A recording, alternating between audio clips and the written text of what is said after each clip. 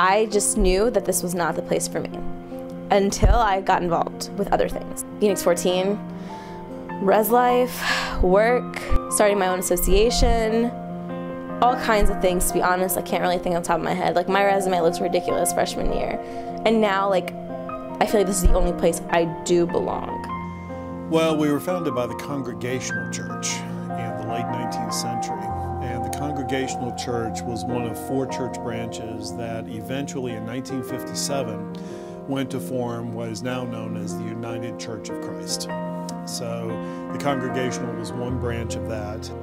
It might be a misnomer to say that Elon was a Christian school, although it probably was.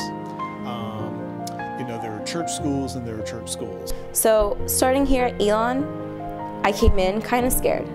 I knew what the demographics of this campus was. I'm not dumb. I knew that 90% were white and the rest were something else. Did I care? No. We have as much our freshman size here for 2014 is the size of the Muslim population at state for this year as well. Our entire population is just 1,000 of their 4,000 incoming freshmen. Like, it's a big deal. 1 of 14, 1 of 2, 1 of 1 feels the same. I'm not worried about anybody else. You have this growth from the college to the university. That's one jump. And so when it changed, I think that idea of moving away from that church tradition was part of the impetus of moving away from the Fighting Christians mascot. Also, I think it probably would be safe to say that 90% of the student body at one point was probably Christian, maybe 100% in the early days. Now it's much more diverse. And I would think that Muslim students, Jewish students, Hindu students, students of no faith would feel weird rooting for Fighting Christians on the field. So there were a lot of mixed emotions and various reasons for that evolution and change. Okay, like, I have prom to go to, and then in a year and a half I'm going to be in college, and who knows what college I'm going to end up in. Like, I wanted to go to NC State originally, where if I wore the scarf there, I'd be completely fine because there's so many people that wear it. And who knew, like, I ended up at Elon, like, of all places. Like, I'm the only one that wears a scarf here. But I don't know, like, I wore it, and I don't know, I just felt right. You know, like, I don't regret my decision. The scarf symbolizes modesty, to cover up what makes you attractive, because you want people to like you and to know you for who you are and not how you look. So for me, it's just about modesty. You know what I'm saying? Like, it's nice and it's in the Quran and you should do it, but it's not required. People argue that it is. I don't feel like it is. Well, my mom doesn't wear it, to clarify this, okay? Because some people really aggravate me when they assume that, like, my dad made me put it on and my whole family wears it and it's an age thing. No. My mom doesn't wear it. She's obviously older than me. She is my mother. My aunts didn't wear it. The only person that wore it was my grandma. Religious diversity on this campus has increased in just the 9 years I've been here. There were almost no Muslim students here. Now we have, I think, between 50 and 20. Not that many, I realize, but it's more than zero.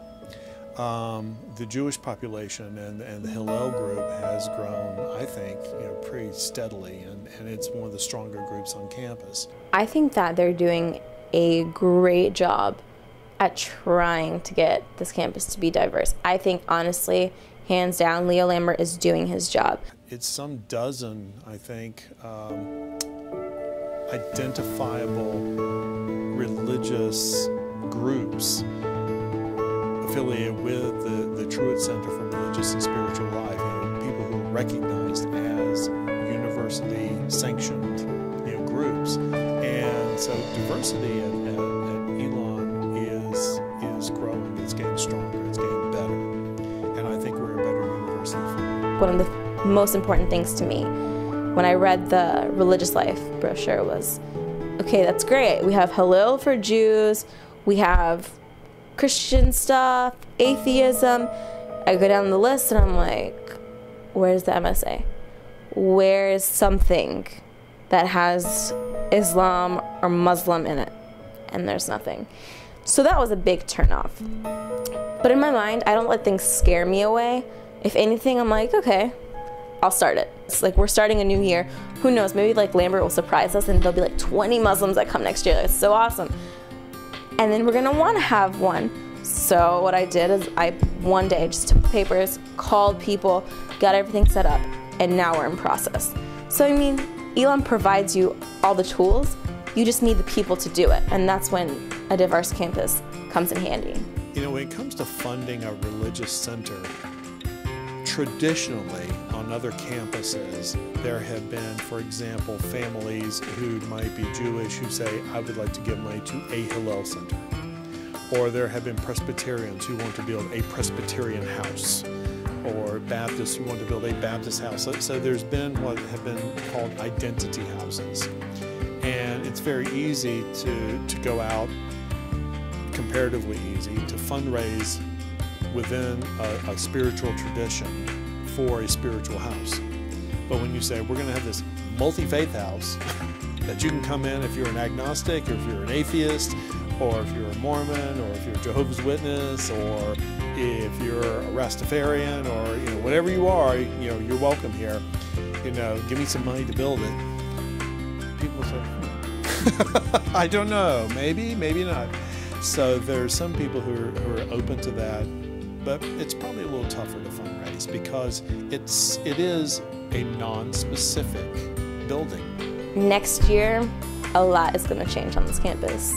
And I will proudly say that I had a lot to do with it.